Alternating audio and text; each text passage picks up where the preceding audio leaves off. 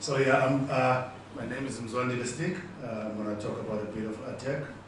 And first things first, like Dion also said earlier on, such a great honor for us to come here, and thanks for the invite. And it's always nice to share the knowledge of the game, because of, I believe, if we work together, irrespective of which country you're from or what color of your skin you are, I believe we like to make the world a better place. If we can work more like this, it makes the world a better place. So thank you for inviting us, and it's such a great honor to be here. Bien, están muy agradecidos de haber venido y que para ellos es un honor poder compartir todo el conocimiento que tienen y compartir la experiencia con ustedes, que eso contribuye a que después hagamos que no importa el país que seamos, el color de piel, que eso va a hacer que un mundo mejor, y para ellos es un honor estar acá. And actually, Argentina for me has got a special place in my heart. I remember my first visit, it was in 2005 Dice in Mendoza. que para él Argentina está en un lugar especial en su corazón porque la primera vez que vino fue en 2005 en Mendoza. Those days I was young, I used to have a lot of hair, but now because of coaching and stress levels I don't have hair anymore. Tenía mucho pelo en ese momento y ahora por entrenar y el nivel de estrés ha perdido todo el pelo. In Mendoza there was a Junior World Cup, which is South Africa. We won it against Australia in the final, so that's why Mendoza will always have a special place in my heart, and Argentina in general. En Mendoza y Argentina en general están en su corazón porque ahí ganaron el Mundial Juvenil en la final contra Australia. And then straight to the point about ATAQUE. First things first, my background when it comes to rugby, I've played sevens for more than 40 tournaments. So I used to play against Santiago Gomez, who's the current coach now. So we used to play against each other a lot, and there was a gentleman also by the name of Fernandez Lobe. He was a lock, and even the current, one of the players now, Juan Imhoff, when he was a youngster, so I used to play against them. So I had great memories between us and those players.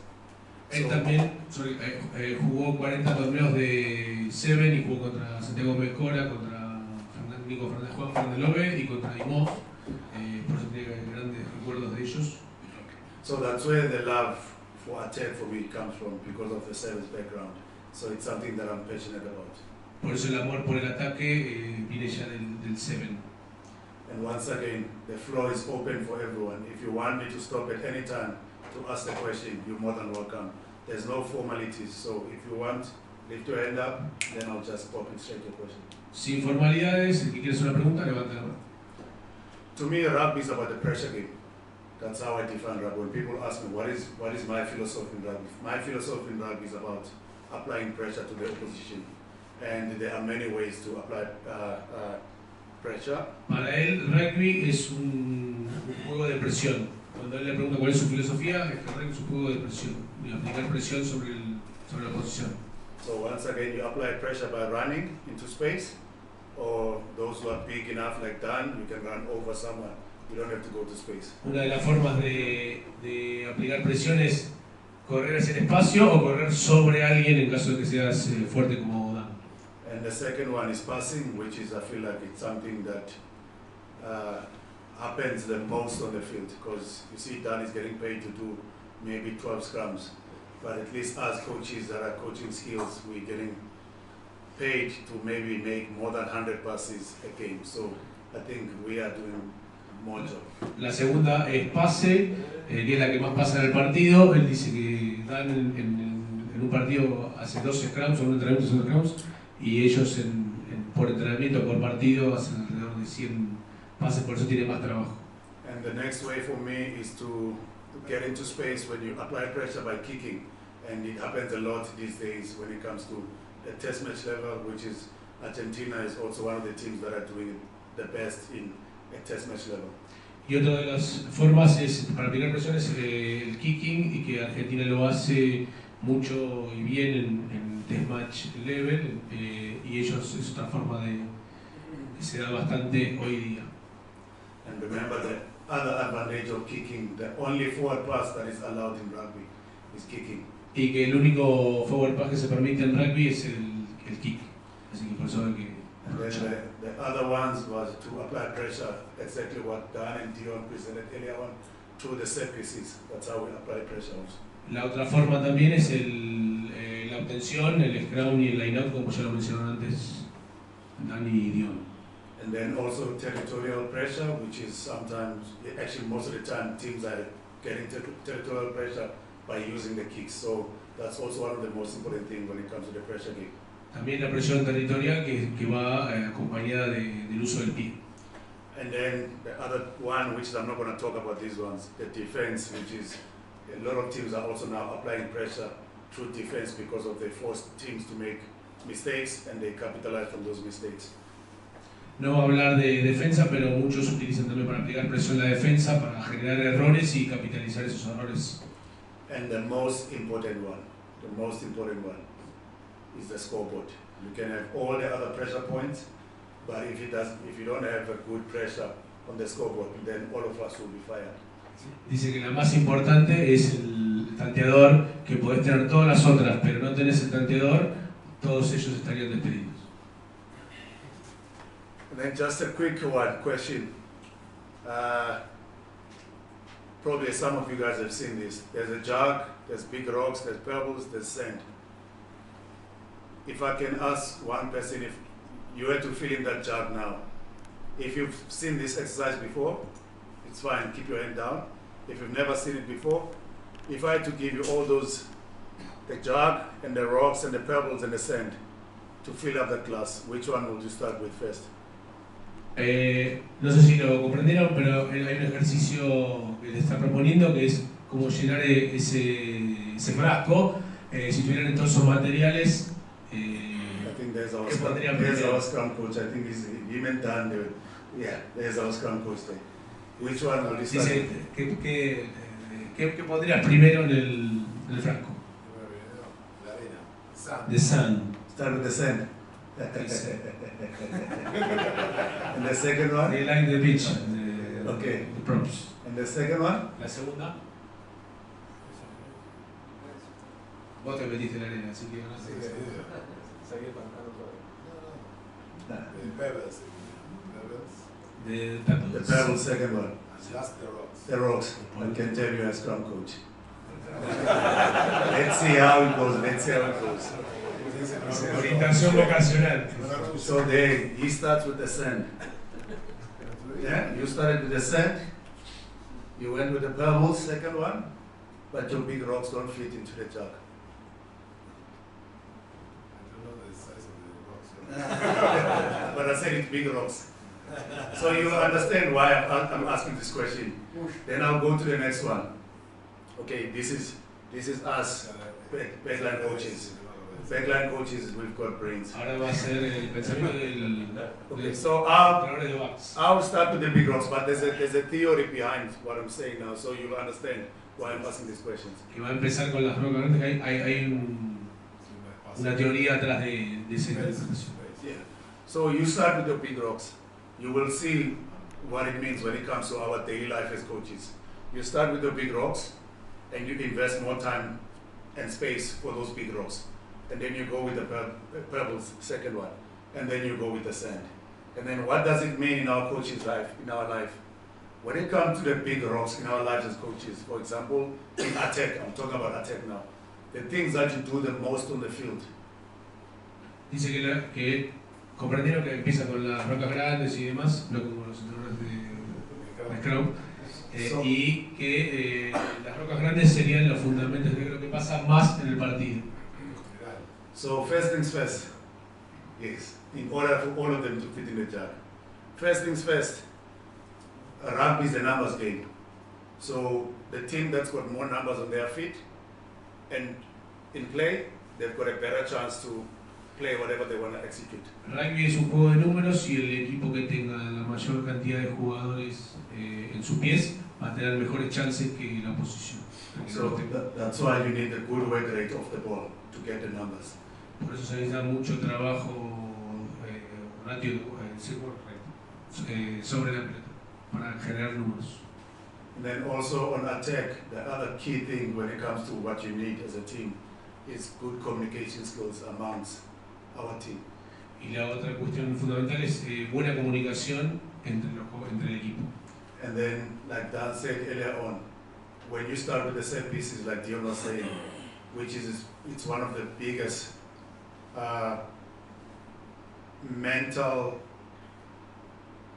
things in a test match level. If you've got physical dominance in set pieces, like Dan was saying, it mentally shows that you are dominating the team physically, and then sometimes it breaks your head. Dice que todo empieza, como decían en el scrum, si hay una dominación en las formaciones, todo empieza a meterse dentro de la cabeza de la posición y eso genera mejores condiciones para atacar. And then the other thing when it comes to set pieces, remember if you get a solid base to attack from a set piece, you are in control, like Dan was saying earlier on. If your team is going on the back foot on a set piece, you are already under pressure, even though you still got a ball in hand, but you're going backwards, and we as the team that is defending, for example, will be going forward, so we are more in control. So that's why set pieces, you need a solid base, or even if you're going forward, because it puts the team that is defending under pressure. Si tenemos una base sólida en las formaciones, va a generar que ya el equipo esté bajo presión por más que tenga que defender o por más que tengamos que defenderlo. Si está sobre sus pies, nosotros seríamos los que avancemos para defenderlo y tendremos la iniciativa, y si estamos con la pelota en mano y hemos ido para adelante, tendremos la iniciativa sobre una defensa que ya está bajo presión. And like I said earlier on, the next one will be the catching and passing, which is something that happens the most on the rugby field.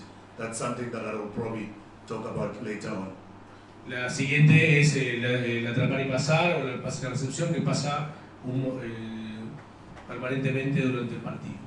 And then the running lines, I will also talk about them later on. And I feel like for all the coaches that are here, even if you are coaching at school or you're coaching at club rugby, those two things will probably be, for any level in rugby, I think those are the most important things when it comes to rugby, because I'm talking about attack now, not talking about the other stuff, because of those are the things that are happening the most on the field. Dice que por siguiente vienen las líneas de carrera, que esas dos cosas, el atrapar y pasar y las líneas de carrera, son las cosas más importantes a cualquier nivel, escuela, club y test match. And then also the attacking kicks, like I said to you guys, normally these days teams, they've got a good defense systems where you can't see space in front of you, so you have to use the kicks to get into the space behind them. Después las patadas de ataque, como los sistemas defensivos no generan espacio o no nos brindan ningún espacio para atacar, por eso el kick para atacar por arriba de ellos. And then the next one will be contact skills, because of rugby, it's about contact. Y las siguientes son destrezas de contacto, porque es rugby y es un deporte de contacto. And then also the breakdown skills, because of your breakdown also determines your attack. The quicker you get and the quicker you get the ball on the breakdown, the better it is for your attack, and the more difficult it is for the team that's defending, because of they're going to struggle to set their defense line. Y por último, las destrezas del breakdown, porque cuanto más rápido tengamos la pelota, mejor situación vamos a estar para atacar, y la defensa va a tener que luchar más para poder brindar una posición eficiente. Is there any questions so far before I move on? All good. Then the next one, the pebbles on attack. Remember, these are the big rocks that I was talking about earlier on, that you need to prioritize your time according to what you do the most and what you require the most when it comes to game time. So on attack, these are the things that I feel like if I spend probably 70% of the time, if not 80% of the time, on training field on these things, then I've got a better chance to execute whatever I want to execute when it comes to game plan. Estas son las cosas que más pasan en el partido, por eso son importantes para el juego. Si yo le destino un 70%, un 80%, en la semana seguramente voy a tener mejores chances de mejorarlo para el partido. And then just before I go to the next slide, I've seen, okay, the next one, which is the pebbles, second in the jog. will probably be to analyze the opposition and also analyze your strengths also. El siguiente sería las rocas pequeñas, que serían analizar la posición y analizar el análisis propio. And the game plan, of course. El plan de juego también. And the starter moves. Y los movimientos de inicio. And the phase plays in between. Y las fases sucesivas entre movimientos de inicio. So those are the second thing that I'll probably also invest time when it comes to my planning for the week, when it comes to how I want to train. A la hora de planificar la semana, esto viene en segundo plano. Primero los fundamentals y después viene toda esta parte. Because once again, if you go back to the big rocks, you can't execute this one. You can't execute this one if you don't have the skill set that on the big rocks. So that's why I spend more time on the big rocks for me to be able to execute the next stage in my plan when it comes to attack. Si no tengo las destrezas fundamentales que vimos en las rocas grandes, no voy a poder llevar a cabo el plan de juego que me he propuesto o que intente proponer. I'll probably touch a bit on the phase plays also. I'll touch a bit on the phase plays later on with the clips also. Y sí, bueno, ahora después vamos a mostrar algunas imágenes del juego de fases. And then the last one, the send. It's there, you need it, but it's not the most important thing, you know, because you need to understand also the player profiles on the other side. What we do in our system also, we will go through every player from the opposition. We will understand that player's strength, we will understand that player's weaknesses, we will understand which shoulder does he use on defense. We understand where his shoulder does he miss his tackles, so that it helps our players when you go and run against a player, you know chances are okay. If you go on the left shoulder, you've got a better chance to break that tackle. So those are certain things that helps our game. Dice que después viene la arena, que es Detalles. son detalles, no es necesario, pero no es lo más importante, que son las características de los jugadores que vas a enfrentar, si taclea, si su hombro fuerte es el derecho, si pifia más tacles o agarra más tacles con el otro, después el arbitraje o alguna tendencia que esté. And then also the match officials at test level, certain officials, like all of you guys watched the game earlier today. Yes. So there's certain things that the French refs, they will allow it to happen. But there's certain things that other refs won't allow that thing. So you need to understand. Then remember, he's the CEO on the field, the ref. Dice que todos vieron el partido de la mañana, dice que los referees franceses permiten un montón de cosas pasar que otros referees no permiten, por eso analizar el árbitro que toca es importante para interpretar el juego. So you need to understand what is this that it does allow in the game, what is this that it doesn't allow, so that at least you know how to play his mind. Y necesitan entender qué es lo que está permitido y qué es lo que no está permitido. Y eso lo hacen con el análisis. Okay, and then the last one will be the trends. Once again, like I said, this is just a small send, something that you have a knowledge of, but it's not the most important thing, which is the trends and picking up, okay, what is happening now at international rugby? The team probably that kicks the most has got a better chance to win the game. Those are the over 90%. The team that kicks the most. When Argentina beat Australia, was it in Mendoza? I think it was in Mendoza that game. San Juan. Oh yeah, that was the second one. Sorry, yeah.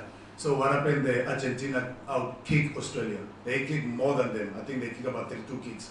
Then Australia were around 24 kicks. The stats at test match level, they're telling you that the team that kicks the most has got a better chance to win the game. Dice que, por ejemplo, la tendencia que hay en el nivel de test match es que el equipo que patea más tiene un 90% de probabilidades de ganar el partido, que fue un poco lo que pasó en San Juan en el test match que los Pumas le ganan a Alfred. Any questions? My friend, if I may ask you again, will you start with the send again or will you start with the big balls? I'm thinking. Dice si le pregunta de vuelta si empezaría con la arena o con las rocas grandes. Okay, then I'm going to go now to the next part of my presentation, which is I'll try to be quick. Para la próxima parte de la presentación, The most important thing that I want to talk about is just attack And also in attack, it's not a game plan. It's just the big rocks that we need the most for anything.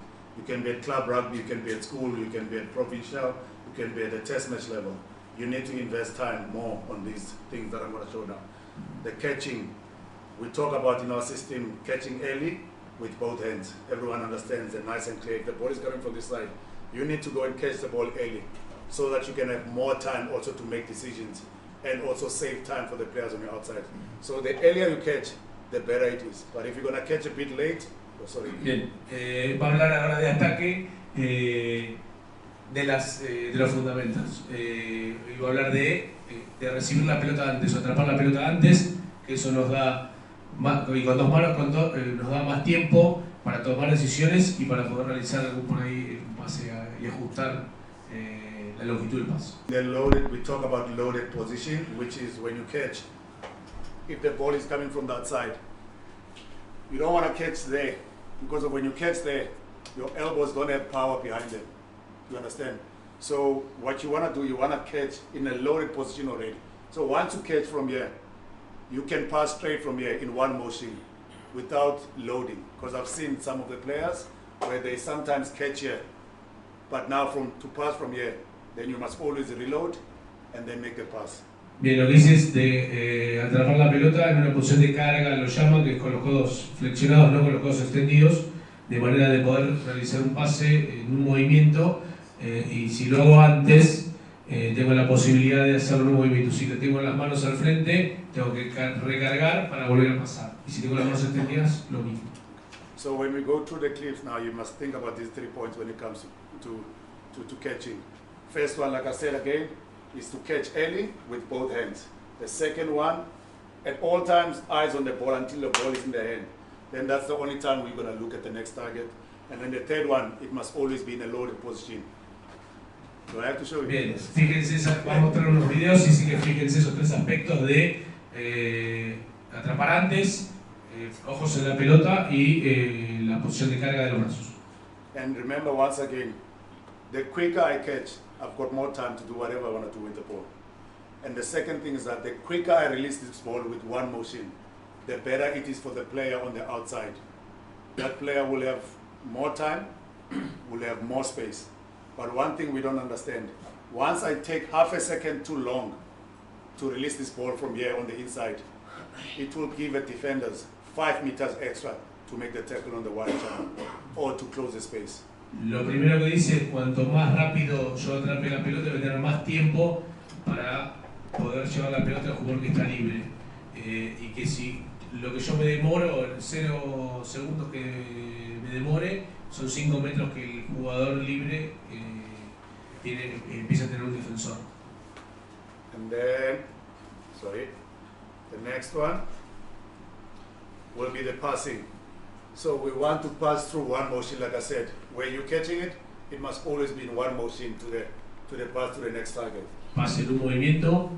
And the second one, with both hands through to the target. Con las manos hacia el blanco. And then if the pass is going longer, if you want to pass a longer pass now, I always tell players, don't be lazy with your wrist. Because when you catch from here, yes, you're in a strong position to pass, but if you want to get an extra distance, you must see what my fingers are doing. If I catch from here, then when I release from here, look at my wrist. I push it hard so that I can get extra distance. If I'm going to go for a short pass, you don't have to use the wrist. You can catch from here, one motion, and then just here with your fingers. Bien, para el pase corto no es necesario usar las muñecas, pero para un pase largo usar las muñecas como para ganar unas yardas extra, y muchas veces los jugadores son bastante vagos con el uso de las muñecas. And last point, I always try to help to motivate the players to always finish on a target. Let's say if I'm going to pass for the player that's next to me, when you pass, you must always, at all times, after the pass, your hands must always finish towards that target. Y siempre lo que hace mucho hincapié es que después del pase termine con las manos hacia el receptor, hacia el blanco. And then once again, there's something that we talk about, good habits. So when you practice to finish on a target, chances are if you're going to pass 100 times towards that target and finish there, and you practice it again and again and again and again, you've got a better chance to be consistent with your pass. y ellos trabajan sobre el buen hábito. Entonces, si yo lo hago 100 veces terminando con las manos hacia el receptor, voy a tener más chance de ejecutar eficientemente en el juego. Okay, this is the thing. Sometimes when you don't finish on a target, if I'm gonna pass sometimes, yeah, and I release the ball early, the ball can go down. If sometimes I'm gonna pass for down there, and then I end up swinging my arms too hard, do you understand? If I release late, the ball sometimes goes upwards.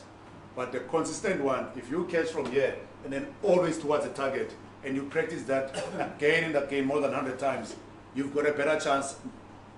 So that's the thing. If you practice good habits on finishing on a target at all times, you've got a better chance at all times to have a proper, solid pass, 99%. But if you're going to be inconsistent with how you release, then sometimes you're going to be everywhere with your passes. Lo que habla es el tema en qué momento suelta la pelota. O sea, suelto antes, con el swing de los brazos, la pelota puede hacia abajo, y la suelto después puede hacia arriba. En cambio, si atravieso y siempre termino con los brazos, voy a tener un 99% de probabilidad de tener un pase sólido. There are some questions. Okay? Questions? Si por ejemplo tiene que buscar un pase más largo, ¿recomienda mantener la carrera recta o ir un poco hacia donde va a dirigir la pelota? If you have to make a long pass, a very long pass, you recommend keep the run straight, or maybe you approach one step and pass. Okay. A good question. Once again, there's no right and wrong into everything that I'm saying. So if you've got a philosophy of how you normally do things, it's fine. If it's working for you, it's working. So there's no right and wrong. Good question, my friend. So what I normally promote to my players, remember the most important thing when you're attacking, you want to fix your defenders on the inside to create space for the guys on the outside. Dice, no hay bien o mal, si funciona para vos está bien. Lo que él promueve para sus jugadores es lo siguiente. Para mantener el espacio, uno tiene que fijar jugadores para mantener el espacio externo. So first things first, to go back to your question, you want to be running straight before you catch the ball. You want to run straight and catch early. Para fijar ese jugador, lo que quieres es correr derecho y atrapar la pelota antes. So once I fix my defender on the inside, my job is done. So how I pass the ball, it doesn't matter to me. My job is to fix the guys on the inside. Una vez que el jugador está fijado en el hombro interno, después cómo le hace llegar la pelota al compañero, no importa, ya el trabajo ya está hecho. So I always tell my players, if they want to go for a longer pass, after I'm finished fixing the guy in front of me, I can always take step off into my pass. Do you understand? I can always step off into my pass and pass in a strong position where I can follow the pass through. Does it make sense? Because sometimes, okay, you want to translate that one? Que una vez que fijó el defensor, puede hacer un paso hacia afuera para atravesar el movimiento y llegar más lejos. Because this is the thing, when I was young, we were taught when to pass, we must always pass on the inside shoulder. That was back in the days. They would tell us we must pass away from Antes, the body. Cuando él era joven, lo hacían pasar sobre el hombro interno. And then what happens now, if I'm going to pass and then end up finishing on the inside, and then Dan decides to carry the ball there, who's going to clean on Dan? Dice que si él pasa y queda sobre el hombro interno y Adán es tacleado, ¿quién es el apoyo de Dan o quién va hacia Dan? See, so that's the thing. For me, I always tell my players, you're more than welcome. You can fix the guy straight, but when you want to pass now, you can take off one step and then pass and follow through. ¿Se entiende? Dice que una vez que fijaron, puedo acomodar el pie, pasar y seguir el movimiento. So now there's a lot of things that I can do now. If I pass from here, I can support Dan. If he gets a line break, I can support him. If Dan gets tackled, I can always clean there if I'm needed to clean. Y de ahí puede hacer un montón de cosas. Si Dan ve que hace un quiebre, él puede ir al apoyo. Si está tacleado, él puede ir a limpiar ese break. So once again, my friend, there's no right and wrong. See, if the old coaches that used to coach us back in the days, they wanted us to pass on the inside shoulder, that was good for them then and us then. But I say now these days, for me, I want my players to fix a guy, yes, but when you pass, you can always take off and pass and follow your pass. So that's just me. I hope I answered your question. Antes en esa época servía hacer eso, hoy lo que él propone y lo que quiere sus jugadores es lo siguiente, que pasen y que después vayan en apoyo. Is there any questions? You talked about the good habits when Yes. catch and pass. What do you prefer, that inside leg or outside leg in the catch? That's an interesting question. Él Also. acaba de preguntar si a la hora de recibir la pelota, si lo hacen sobre la pierna interna o externa. That's an interesting question also, but what we always try to say to our players, we want them to catch on the outside feet. But once again, there's no right and wrong. So we always say to them, on a perfect picture, we want them to catch on the outside one. If the ball is coming from this side, so even though your hips are still square, but you're on your outside one, where you can pass on the next one in one motion. But once again, it's not a perfect world. I've seen players where they can catch in one motion here, and then pass straight in one motion. So when I coach players, I will always ask, okay, if you can, catch on the outside one. But the best players in the world, like the Lucanio arms, those guys, they can just catch even here and pass in the same step. It is faster like that, no? It takes a special player to do it. Some players can't. So some players prefer to catch here where they're in control and pass on the next one. But some players are just special players where they can just catch and deliver in one motion with one leg. Lo que él dice que recomienda atrapar la pelota sobre la pierna externa y pasar al siguiente paso, pero ha visto jugadores que reciben sobre interna y pueden pasar igual, en el caso de Lucanio Am, y bueno, que se necesita una destreza especial para hacer eso, pero él en lo medida posible recomienda sobre la pierna externa. No, más que la pregunta es un comentario sobre eso, que de hecho se está entrenando bastante pasar con la pierna interna para disociar. No sé si He said that these days here in training you work with both legs, Yes. catch and pass, Yeah. to try to get the habit and to pass the ball with every leg. Like I Something said, like that. 100% spot on. There's nothing wrong, there's nothing right. We also do the same thing where sometimes players, they catch on the outside and pass. Sometimes they catch on this one and they pass. So there's no right and wrong. But as long as when that player is required to deliver that ball at one motion. If you do it on the outside leg or you do it on the inside leg, to me, it doesn't matter. So which is good. That's exactly what we did. Coach on both of them, they must do everything. And then the things that we spoke about now, I want you guys to tell me if you can see them. Because once again, like I said, if we talk about early catch, something that we coach in our system. Lo que quiere es ver si pueden ver eso de lo que estamos hablando, el atrapar la pelota antes. So you ask me about the leg when you pass, or you ask me about it. If to me it doesn't matter.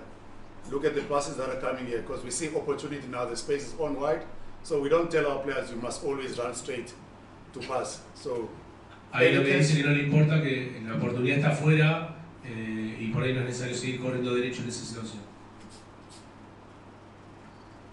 can you see all of them? I'll go back again. Look at where they catch, away from the body. No one is catching with the body.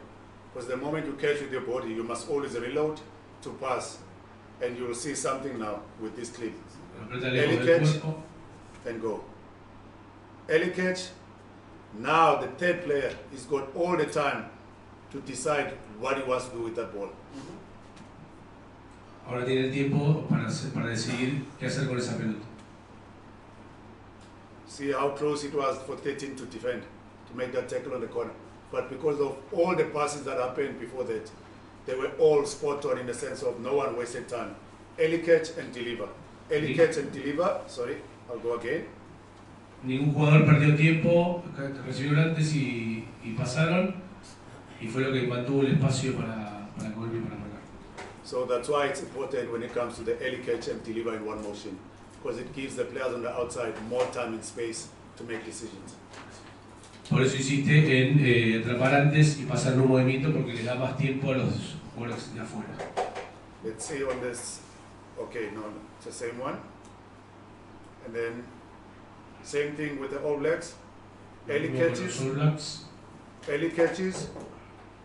Now all of a sudden the player on the outside, he's got how much time? He's got all the time, he's got all the space in the world to do whatever he wants to do. Tuvo todo el tiempo y todo el espacio, así que puede hacer lo que él quiere. Then I'll go to the next one. This was in the World Cup final. Esta fue la final del Mundial. So once again, and something also that we coach to our players, we say, okay, we might have a game plan, but we've got something that we call opportunity. Opportunity overrides everything. We might have a game plan to go somewhere from here, but if the player in front of him sees an opportunity where there's a prop, like for example between me and Dan, if I see Dan in front of me, I see opportunity, I can take him on in a second. Bien, lo que dice es que ellos tienen un plan de juego que por ahí la situación les hacía ir de un lado para el otro, pero cuando ven una oportunidad, la oportunidad atraviesa todo el plan. O sea, por ejemplo, si ven un pilar, y en el caso de si lo tiene a Dan enfrente, ve una oportunidad. So once again, opportunity at test match level, sometimes it's just a half a second or a second. If you don't take it then, 2 seconds later it might be closed. Y oportunidad en el nivel de test match es medio segundo o a veces un segundo, y si no la tomás, después ya se cierra. And for us in South Africa, this is a very historical try because of it was the first try in the World Cup final scored by any South African. We played 3 finals, we've won 3 finals, but there was never a try. In 1995, it was always penalties and drop goals. In 2007, kicks against, I think it was England? England. Yes. So this was the first one, and this try for me. Este es un try histórico para Sudáfrica porque es el primer try hecho en una final del mundo. Las 3 finales, este fue el primero. So once again, look at the things that we spoke about. Early catch and pass in one motion. Lucanio, early catch, pass. Early catch, Marco Max a hooker.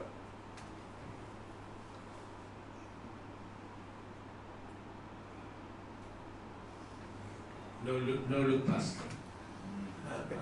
We don't coach that one, but if you're special, you can do it. So that is the thing when it comes to passing. Let me see if when it comes to passing, is there any question? Does it make sense to what I've showed you guys about catching early and releasing in one motion? Do you see how you benefit on the field? Because of it gives the players on the outside more time and space to make whatever decisions they want. Pregunta si ven ese beneficio de atrapar la pelota antes en el campo. Then the second one, which is also you do the most, is the running skills. Lo segundo que hacen más en el juego son las destrezas en la línea de carrera. Going back to that point again, you must always try before you receive the ball, try to stay square so that you can fix your defenders on the inside. Va de vuelta con eso, tiene que tratar de mantenerse encuadrado para fijar al defensor en el hombre interno. The second one will be evasive skills, to run through space. Some players are special where they can just body sweep like this into space. Destrezas de evasión y correr en el espacio. Algunos jugadores son especialistas en hacer ese tipo de líneas de carrera y demás. Like the Cruz Malia, the fullback of Argentina currently, he's one of the most dangerous rugby players when it comes to those evasive skills. Él dice que Juan Cruz Malia en ese tipo de destrezas es el jugador que ellos consideran como más peligroso en ese tipo de situación. And some players they use stepping to beat players to get into space, like the Cheslin Colbys of this world. Y también el cambio de paso y cambio de dirección, como el caso de Cheslin Colby. And then there's also something that we talk about, it's unders and overs line. That you run before you even catch the ball, which is mostly sometimes the forwards also can do it in their middle pots. Bien, y también lo que habla de lo que es overs and unders son carreras negativas o carreras hacia afuera, los cambios de ángulo, los ángulos de carrera que se trabajan acá. Okay. I'll go to some couple of clips and see that we can see those images here. This is one of the guys that we rate currently. He's the lucid prop. What's his name, Dan? The lucid prop now, the young one. Gallo. I'm not sure about the pronunciation. Okay. But that one is one of the I think he's going to play more than 60 games for Argentina, test matches. He's the future. And I enjoy how he runs with the ball. Let me go back again. Look how he runs into space before he even touches the ball. Miren cómo corre el espacio antes de tocar la pelota. You see, before he even received the ball, he was already going on the overs line. So some people, they've got that. So you must try and coach the players. Sometimes you can go into space before you even receive the ball. By the time you get into the ball, look at New Zealand now. Those guys, by the time they want to adjust, the player's already into space before he even Los catches the ball. defensores que trataban de ajustar, él ya estaba en el espacio. And look at the leg drive also there. Y también la tracción de piernas. So that's what we need also on attack. So you must coach those things. Then this is the All Blacks against Argentina also. Once again, sorry, if you see Giovanni at the back, he realizes where the space. Do you understand? The moment you see this player turning the shoulders in, then you know that if you run behind him, you've got a better chance to get a line break there. More especially if the outside defender is late to adjust. Giovanni ya tenía visto el espacio, por lo tanto se mueve antes de recibir la pelota con una línea de carga hacia adentro. So once again, there's evasive skills. He's still going on a 100% pace, but he manages to use his feet to beat the Destrezas de defenders. evasión, máxima velocidad y si puede. And then also good support play, something that we always coach also on attack. Y buena calidad de apoyo, que también es otra cosa que debemos entrenar. So those are the things that we coach the most, the catching and the passing and the running lines. So those are the individual ones now. Now to build it to the next level, we have to work as a unit. Atrapar y pasar y líneas de carrera son lo más importante, lo que pasa todo el tiempo, pero a nivel individual. Y ahora vamos al siguiente nivel, que sería trabajar con comunidad. So those are phase plays in between breakdowns. So there's one thing again, we have to attack as a unit. Que serían los ataques entre fases, entre racks. Y lo que él propone es atacar como una unidad. The advantage of attacking as a unit is that, remember what the defenders want. If we are defending here, and you guys are attacking, what we want as defenders, if we can make double tackles on you, we know physically we're going to dominate the momentum. We're going to take you backwards, that means your system is going to struggle on attack. Dice que si él está defendiendo ahí y ustedes están atacando acá, si ellos lo que van a querer es pegar tackles derribando y dominarlos, así de manera de que ustedes tengan que reajustar y luchar para seguir atacando fluidamente. Okay, so that's another thing, and we also want good connection. So if we are working, the three of us together, we must always be connected so that the defenders can't tell where the ball is going to. Lo que dice también es tener buenas conexiones. Si ellos están conectados, que la defensa no sepa quién de los tres va a recibir la pelota. And then once again, everyone in motion. Y todos en movimiento. Dummy runners, I don't talk about dummy runners. Y lo que habla es que no habla de señuelos, todos en una posición real para recibir la pelota. The moment you mention a dummy runner to a player, to say to me, you are a dummy runner, that player you will be able to tell that he's not going to catch the ball because he knows that it's just a dummy run. Sometimes he will run with the hands here, or the ball is coming from this side, but he's running to look at that side. As a defender, you can tell he's not going to catch the ball because he's not watching the ball. So I always coach players, if the ball is on our inside and the three of us were running off that ball, everyone, eyes on the ball, everyone in motion as if they're going to catch the ball, that gives what? That creates one-on-one battles, if not a space. So the most important thing that we're looking for, we want to create a space. So if we hunt as a unit and the defender makes a wrong decision, thinking that the ball is going to go on the inside, I run into space. Happy days.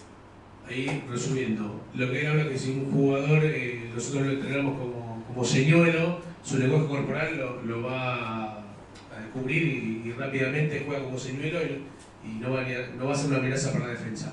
Que si los tres son opciones, por ejemplo, y estamos defendiendo en igualdad de número y hay que crear un espacio, si los tres son opciones, hay más posibilidades de que un defensor cometa un error y aprovechar. And the last thing, if let's say there's no space, at least I must be able to get a one-on-one battle where I can beat one player in front of me. That's where we can get momentum. We in South Africa, we've got big physical players. If those players, they get one-on-one against some teams, we know we're going to dominate the momentum. Y si no hay espacio, ellos por lo menos quieren poner una batalla uno contra uno donde puedan generar dominio físico, que en Sudáfrica sabemos que lo tienen, y generar inercia a través de eso. So yes, we hunt as a unit to create spaces. If we don't get spaces, we want to create that one-on-one battle so that we can physically dominate the momentum. O sea, ellos corren como unidad a crear espacio. Si no crean espacio, quieren esa batalla uno contra uno y generar ese momentum, esa inercia en esa batalla uno versus uno. I'll show you two good examples of what we're not looking for. Dos buenos ejemplos de lo que ellos no quieren. So if you look at England,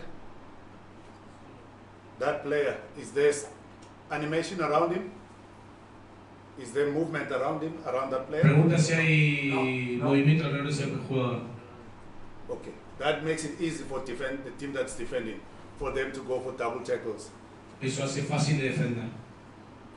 As you can see, he's one of the best ball carriers in the world. He's very strong, but now he's struggling because of there's got about 2-3 players around him. Uno de los mejores ball carriers en el mundo, y sin embargo tiene que luchar con 2 o 3 jugadores alrededor de él. There's another one. Hay otra. Those 2 players are there, but you can tell they're not going to receive because they're not in motion with him. Look what happened. No están en movimiento, entonces sabemos que no la van a recibir esos 2 jugadores. Then look what happens to the defensive side. Double tackles, that means you're not going to get momentum. Doble tackle y no van a tener momentum. Then you get a slow ball. Y una pelota lenta. This is what to do when it comes to good connections. Esto es lo que ellos hacen cuando hay buena conexión. Those players, they know they're working as a unit. Trabajan como unidad. Look at the 10 behind. The 10 is in motion as if also he's going to receive. In a realistic position where he's looking at the ball as if he's going to receive also. El 10 está en movimiento y mirando la pelota, por lo tanto también es una amenaza o una chance de recibir la pelota. Generando dudas. Because of this motion now, this animation at the back, that defender on the outside, thinking that he might receive the ball, yeah? And he thinks, okay, he's a clever one, he's going to read behind, only to find out the ball is not going behind. Ese defensor que estaba ahí estaba leyendo que podía recibir la pelota al 10 y como el jugador anterior es inteligente, lee la situación y se mete en el paso. Let's go to the next one. Australia did it against us very well. I must compliment them.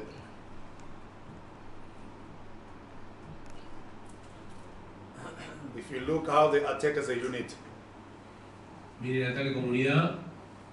those 5 boxes, they are all working together. It's their first play that is planned. Those guys are all 5 of them are in motion. Esos 5 jugadores que están marcados trabajan en movimiento y están conectados. At the moment, you can't tell where that ball is going. Y en el momento no se puede leer a dónde la pelota va a ir. See, yeah, you can't tell where the ball is going. That player on the outside is in motion to run into the line. This player behind is also sweeping in motion. The players on the outside in motion. We don't know what's happening. And then that creates the spaces on the inside. Todos están en movimiento y eso genera espacio adentro. And of course, good support play. Y buen apoyo. There's another one, All Blacks against Argentina. Y otra. Can you see that movement at the back? It creates doubt on the outside defenders. El movimiento de atrás genera dudas en los defensores externos. That creates a space in front Y genera espacio adelante. with a good support play. Con buen apoyo. Then I'll play the last one. Sorry, I'll play the last one. This is Ireland against the All Blacks. They went to New Zealand, won the series for the first time in New Zealand, and I have to be honest and say they are probably one of the most dangerous attacking team currently in the world. How they organized, how they connected, how they beat their men, where they take the men one-on-one. Irlanda yendo a Nueva Zelanda, que ganó la serie por primera vez, dice que es uno de los equipos más peligrosos porque están organizados, conectados y son buenos en el 1 versus 1. So I'm going to play this clip and let it roll, but I want you guys to look at a few things that I spoke about. Look at how they catch. Look at how they pass. Look at how they beat their men and use the evasive skills and stepping into space. Look at how they hunt as a unit. Bien, ahora va a dejar la película corriendo y quiere que miren la atrapada la pelota antes, la batalla es 1 contra 1 y cómo trabaja en comunidad y las tareas básicas. And also look at how the All Blacks are struggling to get positive hits, where they get big hits, they're struggling. Because every tackle, most of them are like one-on-one tackles, and it's on the weak shoulder because of the movement. Y cómo luchan los All Blacks para volver a ponerse en posición en defensa, porque todos los tackles fueron negativos o hacia atrás. Quick ball, hunting as a unit into space, momentum. Pelota rápida. Try to go over the man, didn't work. There, they're hunting as a unit in threes. Everyone is an option to run. Unidad de 3, todas opciones para correr. They started from outside at 22. Good contact skills. Buena destreza de contacto. Look how everyone around that ball is in motion. Todos All alrededor de four la players. pelota en movimiento. All four players, you can't tell now which player is this ball going to go to after. En ese momento no se puede leer quién la va a recibir. See how they're getting a quick ball. Now New Zealand are struggling to set the defense line. Tiene They're pelota always under rápida pressure. y Nueva Zelanda lucha por organizarse. There's again those guys working as a unit, Trabajando como unidad otra vez. getting momentum. Good leg drive. I'll try to go quicker. There again, two players in motion over advantage line. Dos jugadores y ganaron la línea de ventaja. Good body fight.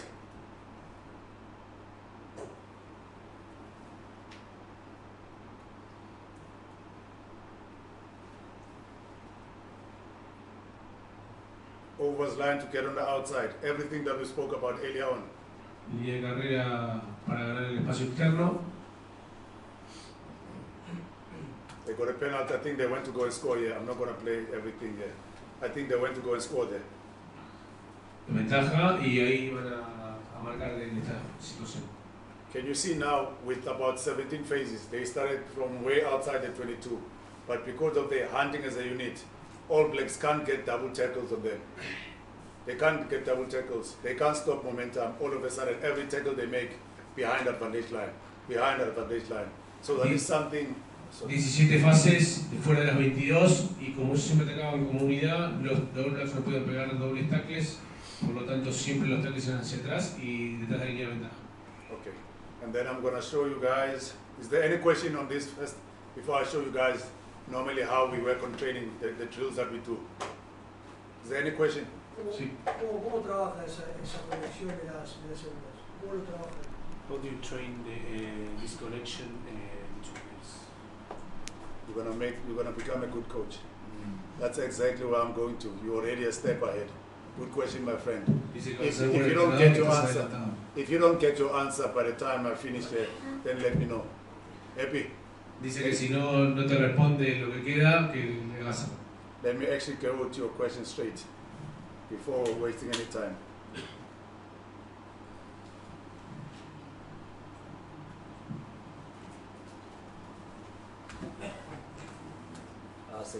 So this is we call it the connection drill. There's no ball. There's no ball involved there. There's nothing. Esto es un ejercicio de conexión, no hay pelota involucrada todavía. Then sometimes what we do, we'll say to them, okay, out of 15 players on the field, only 2 players are allowed to talk. We're working on the connection now. So the connection is not about what I say, sometimes it's how I feel around you. Dice que pone 15 jugadores en el campo y solo 2 jugadores están permitidos hablar. So those guys are working as a unit. You see now they're running off 10 without saying anything. Sin pelota, sin decir nada. Es para ver la sensación. See how these guys are reloading, also setting on this side. They know they're working as a unit. Y trabajan como unidad. Can you see? Those 4 guys on the wider channels, they work together. Look how these guys in the middle here. Look how these guys are connected.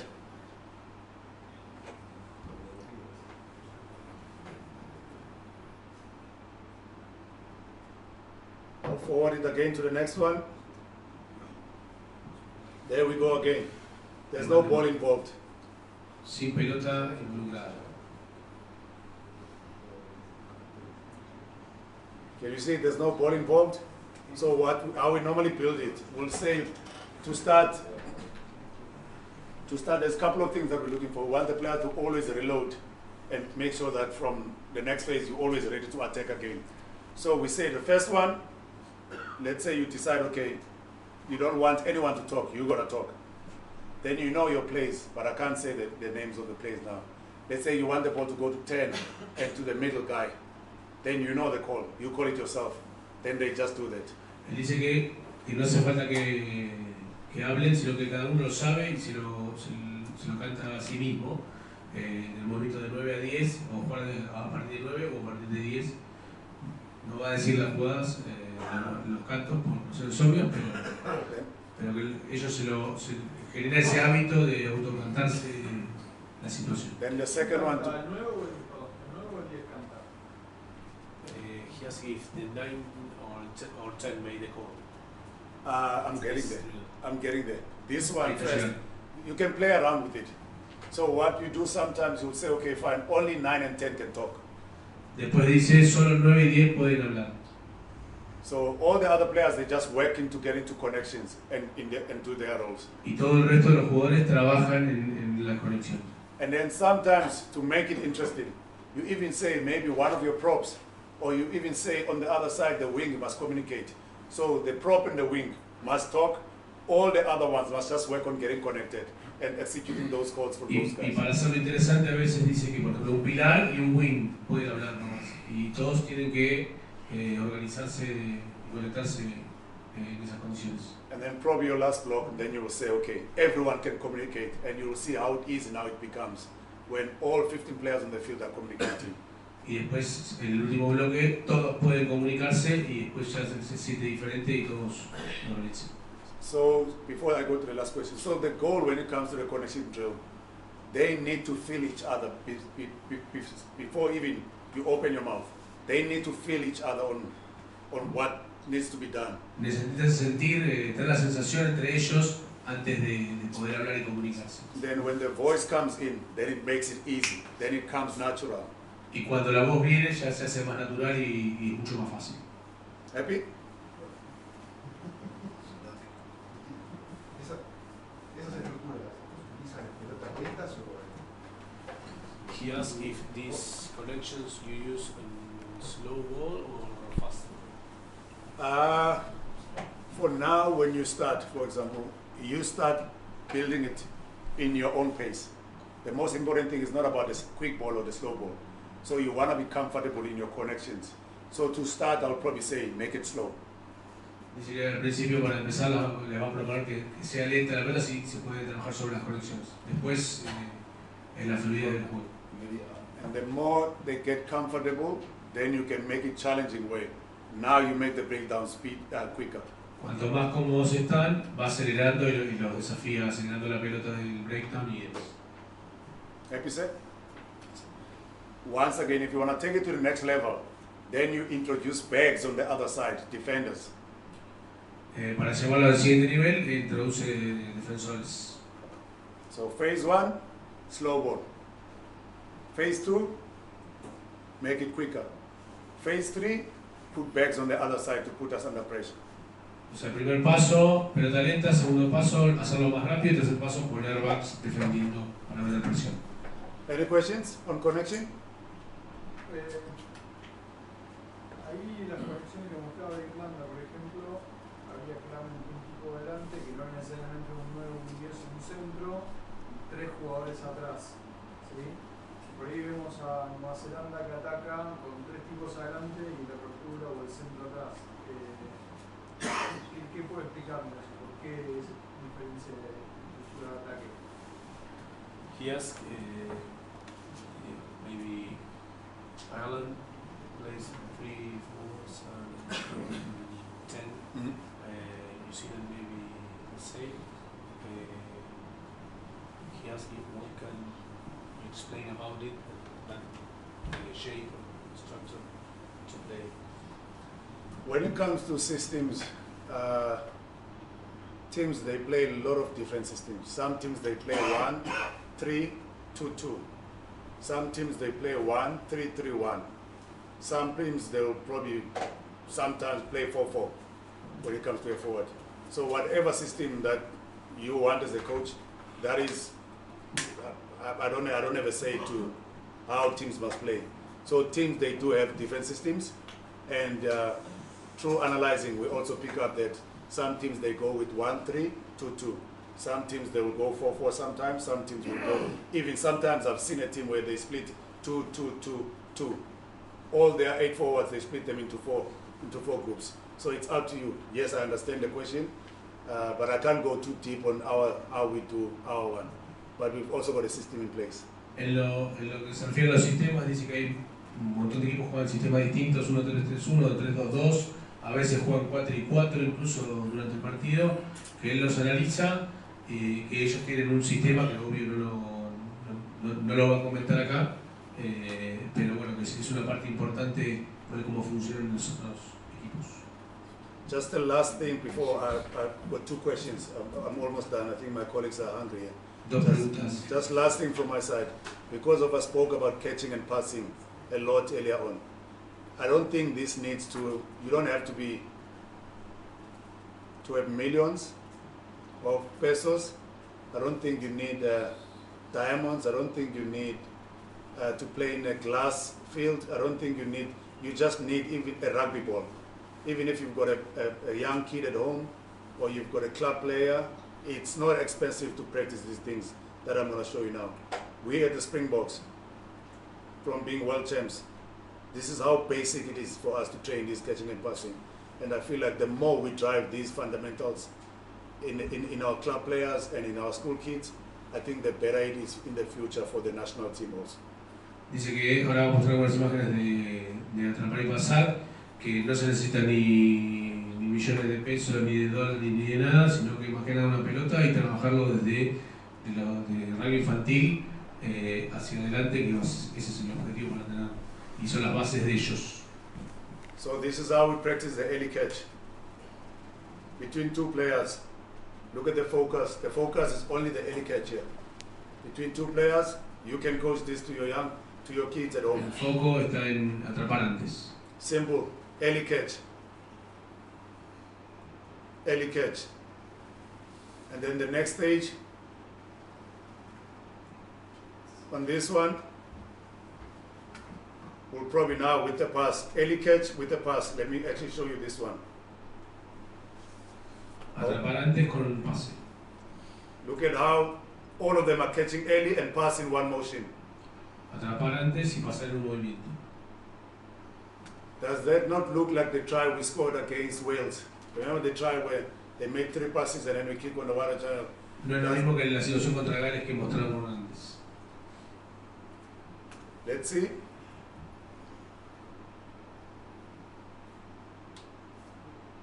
So the big rocks that we've used on the training session are the big rocks that worked for us on a training session. Where sometimes I feel like the coaches, they make a mistake.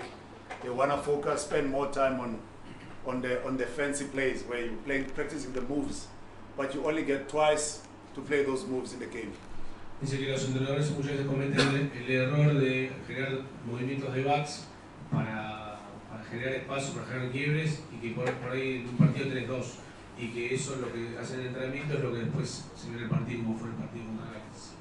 Is there any question again on the? Is there any question on the catching and passing before I close? Otra pregunta antes de que cierre sobre atrapar y pasar. I have to say this in Spanish. Muchas gracias. Thank you.